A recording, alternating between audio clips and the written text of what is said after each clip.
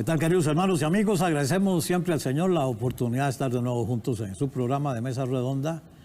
Realmente una bendición para nosotros compartir este espacio con toda la familia de Enlace en el mundo entero, en el lugar donde usted nos esté sintonizando. Y, por cierto, si es la primera vez que lo hace, siéntase muy bienvenida, muy bienvenido. Recordamos que es un tiempo que tenemos lunes, miércoles y viernes a esta hora.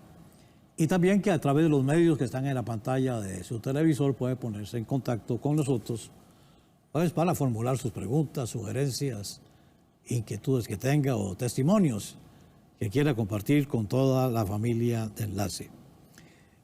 Tuvimos la oportunidad en el programa anterior de tener al director de la Escuela de la Familia, don Humberto Cortés, y tenemos la bendición también de volverlo a tener aquí.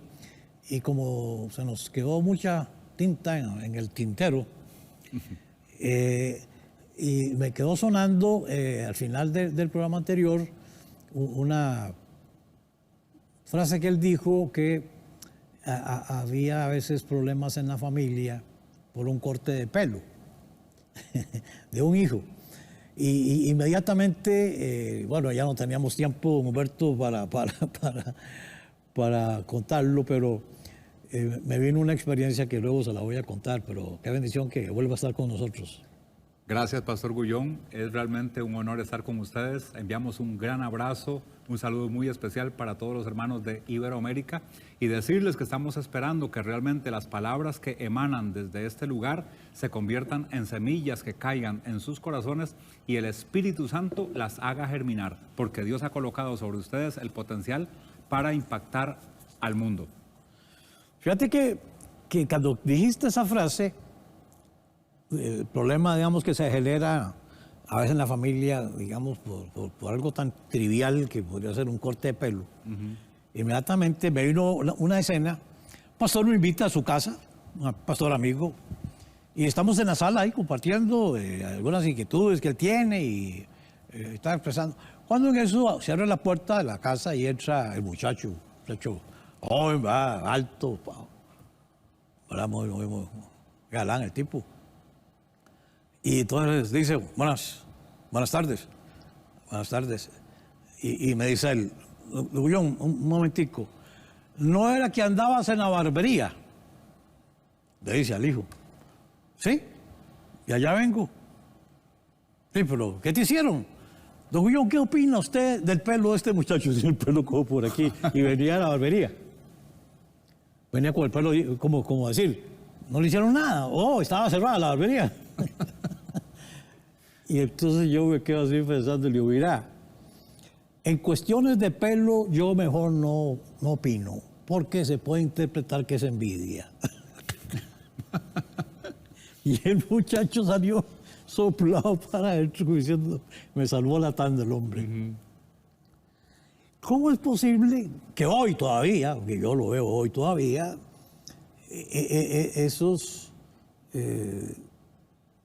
esas creencias o que fueron muy características qué sé yo, de décadas para atrás, un legalismo pero criminal, ¿verdad? Si se quiere, todavía esté hoy.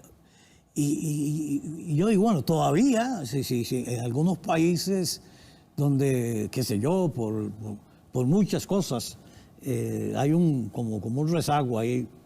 Pero no se supone que hoy los creyentes y las familias, sobre todo, tengan que tener esas fricciones por doctrinas que realmente son doctrinas de hombres, jaladas totalmente del pelo, impuestas, y que en mucho, digamos, hablando de los años cuando yo comencé, que ya tiene su tiempo, ¿verdad? Lo que se promovía era como una especie de doble vida. O sea, había como se promovía esa doble vida. ¿Por qué lo digo? Por ejemplo, en la congregación a la que yo llegué, las muchachas no podían usar aretes, no podían usar cadenas, no podían usar anillos, excepto el matrimonio. toda alhaja, todas las alhajas, era una cosa totalmente prohibida. Entonces, ¿qué ocurría? Que las muchachas salían de su casa bien emperifolladas, bien elegantes, con todo eso puesto. Se montaban en el bus y cuando el bus se acercaba a la parada donde tenían que bajarse para ir a la iglesia, Se quitaban todo. abrían la carterita y le echaban ahí. Y entonces llegaban a la congregación como las más consagradas, porque sí, la palabra consagración tenía mucho que ver, ¿verdad? El nivel del cuello, el nivel de las mangas, el nivel de las faldas, ¿verdad? ¿Verdad? No importa si la lengua también estaba larga. Pero se había mucho énfasis en ese tipo de cosas. Y otros tantos que no tenían que ver nada con cuestiones externas, pero sí con conductas que eran totalmente reñidas con la declaración de fe de tal o cual movimiento o confesión.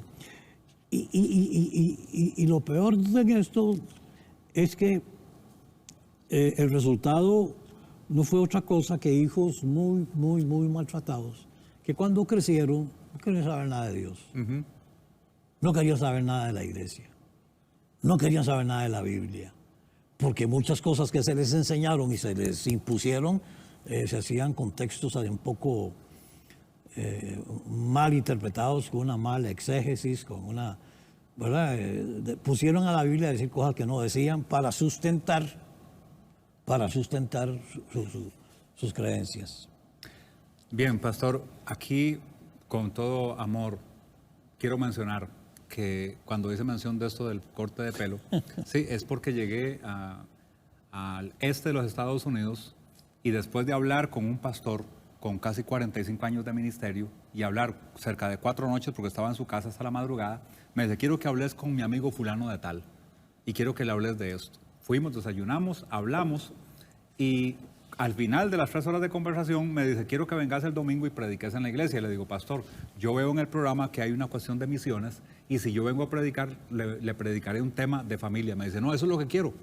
Entonces yo vengo y predico un tema de familia y cuando le entrego el micrófono, él llama a su esposa al altar y le pide perdón.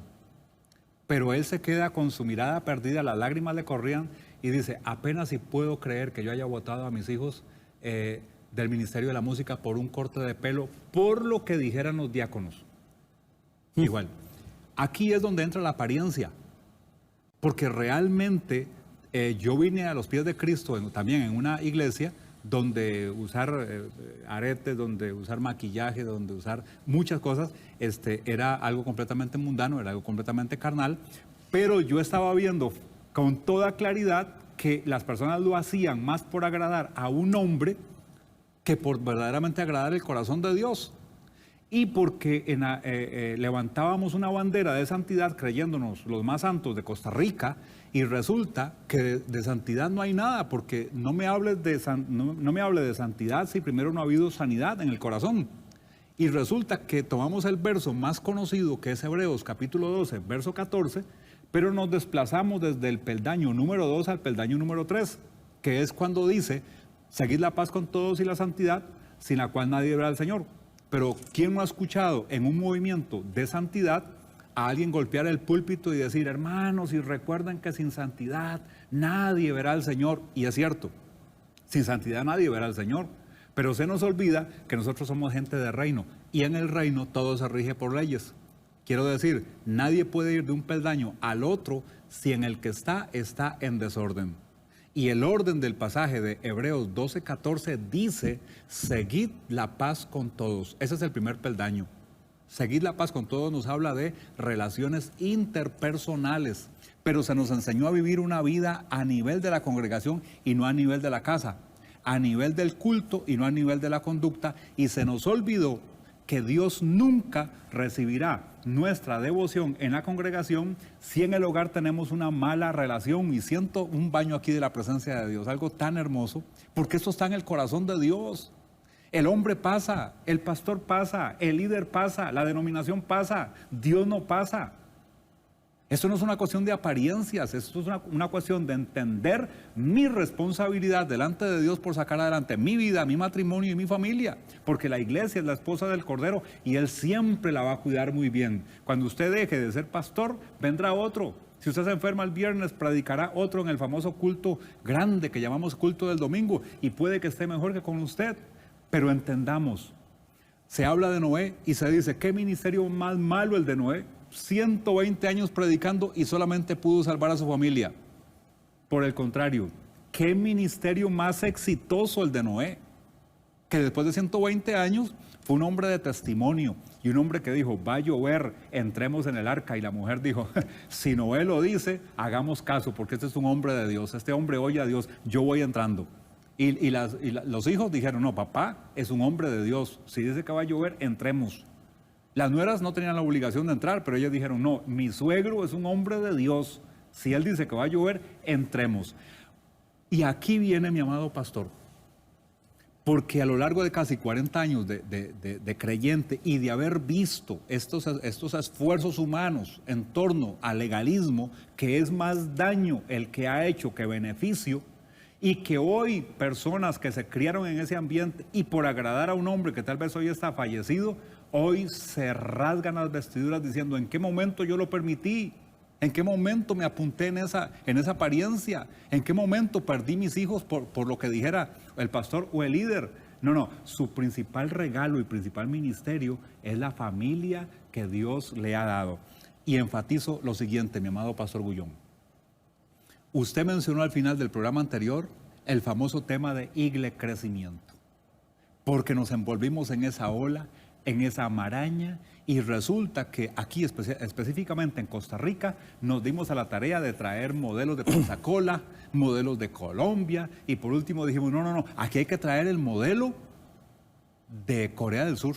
Tenemos que irnos en comitivas para ver y regresar diciendo, sí, es la montaña de oración, pero resulta que se nos olvidó que la palabra de Dios no es un libro viejo ni un libro nuevo, es un libro eterno, y que donde tenemos que volver es a la palabra de Dios, no a los modelos de un hombre, porque tal vez pueden funcionar en un sitio, pero tal vez no pueden funcionar en su congregación.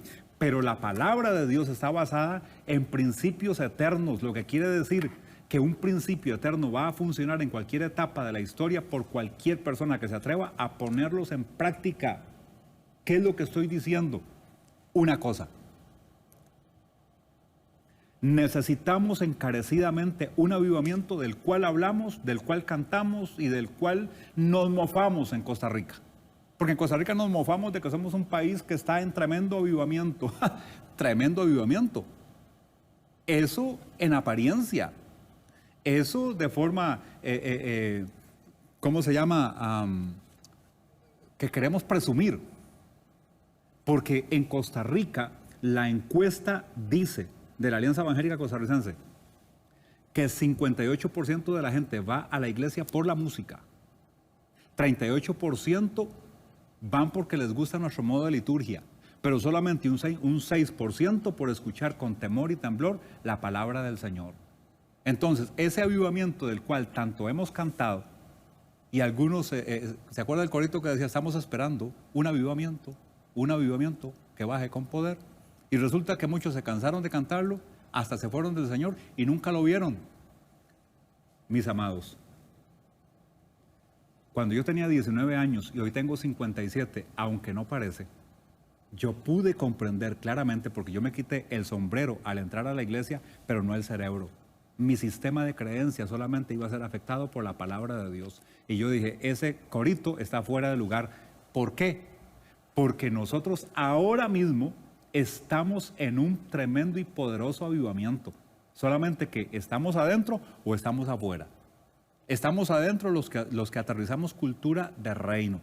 Y sí, necesitamos un avivamiento, pero no porque venga un televangelista, no porque venga un hombre de otra nación a predicar aquí en un gimnasio, en un estadio. Y ya lo hemos visto a lo largo de la historia, y usted mejor que nadie, Pastor Gullón. Pero necesitamos un avivamiento que no explota ni en un gimnasio, ni en una congregación, ni en un estadio. Necesitamos un avivamiento que explote en el seno de nuestros hogares. ¿Cuándo va a ocurrir esto? Va a ocurrir cuando el hombre de esa casa se atreva a hacer un alto en el camino de su vida y atreverse a ir delante de Dios para descubrir el propósito de Dios para su hombría. Y él lo va a descubrir cuando entiende que Dios espera que él reciba instrucciones. ¿Por qué? La respuesta es muy fácil. Porque Dios espera que usted sea el maestro de su casa. Cuando hablamos de ese avivamiento, que hoy estamos llevando ese mensaje por todo el continente, estamos diciendo, es una familia que se toma de las manos, que viene delante de Dios. Una familia que le pone el desahucio al odio, al rencor, a la amargura, a los celos, a la revancha, al menosprecio, donde se generan todos esos vacíos existenciales a lo interno del hogar. Y esa familia unida, que consulta la palabra de Dios y le pone el desahucio a todos esos anticuerpos que enferman la familia, ahora, tomados de las manos, le dan el abrazo a la paz de Dios, al amor de Dios, a la caricia, al abrazo, a la ternura, a la aceptación y a la confianza. Fíjate que aquí en Mesa Redonda hemos insistido mucho en el tema de volver al libro, de volver a la palabra. No sé si el porciento que nos habló hace unos años las sociedades bíblicas se mantiene ahí o no. Pero fíjate que el porcentaje de creyentes que según las sociedades bíblicas leen la Biblia todos los días es de 13%. Wow. 13%. Wow. Es decir, que la Biblia en las casas es un libro más. Es incluso a veces se vuelve hasta un libro supersticioso. Abierto ahí en el Sí, 91. sí, sí. ¿Verdad? Y en el Salmo 91, para espantar los malos espíritus. Pero yo creo que entra un mal espíritu y no se da cuenta, porque como está abierta la Biblia, en el Salmo 91 ya está lleno de polvo. El tipo ni lee, no se ve. Debe que soplar primero a ver qué es lo que dice. Digo yo, supersticioso, porque creemos que por sí la Biblia es, no sé. Por sí misma. Sí, por sí misma, ¿verdad? Es mágica o qué sé yo. No. Y vos hablaste de algo interesante, creo que el programa anterior lo mencionaste también, de integrar valores. Sí, señor. Y yo puedo pensar, don Humberto, hay familias que yo conozco que no son creyentes. No son creyentes. O sea, no van a la iglesia. O si van a otro sitio. Pero no son creyentes. No son nacidos de nuevo, para ser un poco más específico. Sin embargo, tienen buenas familias. Integración de valor. Y funcionan. En cambio, a veces nosotros tenemos valores que no los hemos integrado. Y de lo que se trata es no solamente de aprenderse un texto y repetirlo a veces con más incredulidad que con fe, ¿verdad? O sacado de su contexto. Yo el domingo hablaba con la congregación y le decía, por ejemplo, ¿quién no se aprendió el texto? Y lo gritamos así en circunstancias, todo lo puedo en Cristo que me fortalece. ¿Verdad? Y sí, lo aprendemos de memoria, pero jamás tal vez nos hemos preguntado por qué lo dijo. Bueno, sabemos que fue Pablo el que lo dijo, pero ¿por qué lo dijo? ¿En qué circunstancias lo dijo? ¿Cuál fue el valor, verdad, que le dio a él a esa expresión? ¿Y qué implicaciones tiene? Exacto. Entonces, decimos un texto, igual que estabas mencionando antes, ¿verdad? Que son como medias verdades, porque por ejemplo dice la Biblia, la sangre de Cristo nos limpia de todo pecado. Y eso es una verdad, pero es una verdad a medias. ¿Por qué? Porque el texto dice que si andamos en luz, como Él está en luz, y tenemos comunión los unos con los otros, la sangre de Cristo nos limpia de todo pecado. O sea, si no se da esto antes, no hay limpieza. Tremendo. ¿Por qué? Yo conozco gente, creyentes y no creyentes, que vivimos con intrigas, vivimos con celos, con envidias, con pleitos. Rencillas. Con rencillas, sí. Hay gente que no se habla, aún dentro de las familias. Por supuesto que sí. Hoy llega el tío Humberto, ay, y todo va a esconderse. Hoy va, ¿verdad? Hay gente que no se habla. Hay gente que están en la iglesia y si se tratara de que alguien fomentara un abrazo, dansen una curva. Y porque a ese yo no le doy un abrazo. A ese, yo he escuchado desde colegas decir, si ese va a estar en la oración, yo no voy. Y yo, ¿cómo que no va a estar? Y yo digo, con esos pleitos, con esas formas de expresarnos a veces feas de un hermano, de un pastor, de un ministro, del presidente de la República. La Biblia dice, no maldecirás al príncipe de tu pueblo. Y es decir, haciendo la acomodo ahí, ya no es príncipe, ¿verdad? Pero está el presidente. No lo maldecirás, no maldecirás a tu gobernante. Pero eso nos pela y hacemos chistes y hablamos todo. Y después vamos a tomar la cena del Señor. O la Eucaristía, como llamen. ¿Cómo? ¿Cómo le hacemos? ¿Cómo manejamos esas cosas? Pero venimos de un contexto donde esas cosas se ven bien. No. Las abrazamos y las heredamos. ¿Sí? En cambio, la corte del pelo y otra, entonces le damos. Pastor Gullón, yo en este instante estaba recordando algo muy hermoso, partiendo de lo que tiene que ver con integración de valores, y es lo siguiente. En el 2005, usted me invitó a esta mesa. Y cuando usted me preguntó, Humberto, ¿cuál es tu visión? 2005. Y entonces yo le respondí, Pastor Gullón, mi visión es la de establecer un ministerio para la familia en cada iglesia local del mundo hasta donde nuestra influencia alcance. Esa fue mi respuesta. Mi visión es la de establecer un ministerio para la familia en cada iglesia local del mundo hasta donde mi influencia alcance. Cuando yo salí de acá, alguien me llamó y me dice, Humberto, te escuché y muy bonito lo que dijiste. Mi pregunta es, ¿cómo lo vas a hacer? Caí en la cuenta de que mi esposa tenía razón cuando me decía, Humberto, escriba, porque yo lo oigo a usted hablar y hablar y hablar y hablar, pero escríbalo. Y después de ese programa que usted me invitó acá en 2005, yo comencé a escribir. Pastor, convicción. Bajo esa convicción, comencé a escribir y me tomó 10 años, desde del 2005 al 2015, escribir justamente el programa de la Escuela para la Familia. 10 años me tomó. Y solamente porque el tiempo siempre se nos va tan rápido, mi amado hermano, uno de los cursos o de los manuales, uno de los 12, se llama Nuestros hijos líderes del mañana. Y estoy diciendo a la pastoral, principalmente del continente, que la iglesia de Jesucristo no ha sido enseñada a pensar en términos generacionales. No ha sido enseñada. Por eso es que perdemos con tanta facilidad a la siguiente generación. ¿Por qué? Porque si mi cristianismo no alcanza ni siquiera para mí, ¿cómo voy a pensar en términos generacionales? En ser modelo, en ser ejemplo, en que mis hijos se lleven el amor por Dios, por su palabra. El que mis hijos digan, verdaderamente esto funciona, Dios funciona, el Evangelio funciona, la palabra funciona, porque nuestro papá nos modeló que esto funciona. Y encontramos en Malaquías 4:6, cuando yo escribía este módulo, que realmente estoy esperando.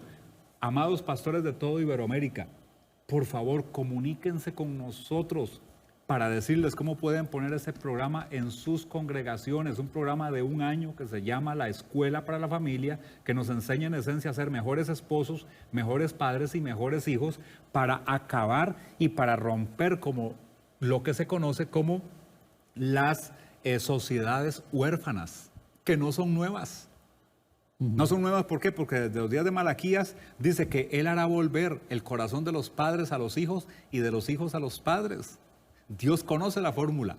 Nosotros tenemos que leer el ingrediente activo y pasarlo por el prisma de la obediencia y veremos la gloria de Dios en nuestros hogares. Cuando dice que el milagro se origina en Dios, Él hará volver el corazón de los padres a los hijos y de los hijos a los padres. Nuestros hijos es posible que duden acerca de muchas cosas. Hay una de la cual nuestros hijos no pueden tener ni la más mínima duda. Es de que los amamos. Y que los amamos por lo que son. Son herencia del Señor. Y la herencia se cuida, la herencia se cultiva, la herencia se desarrolla.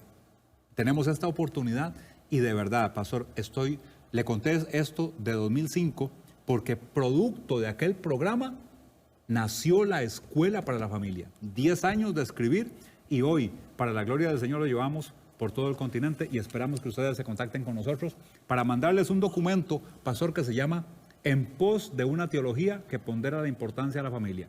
Tiene nuestro llamado, nuestro testimonio, nuestra propuesta y cosmovisión. Muy bien, agradecemos mucho a don Humberto Cortés el tiempo que nos ha dedicado y pienso que nos está desafiando a hacerlo, hacer un mejor trabajo en la familia. Y pienso que eso está en el corazón de Dios. Dios quiere que nuestras familias sean tan fuertes como su propia iglesia. Una iglesia fuerte es el producto de familias fuertes. Nos vemos la próxima. Muchas gracias por acompañarnos.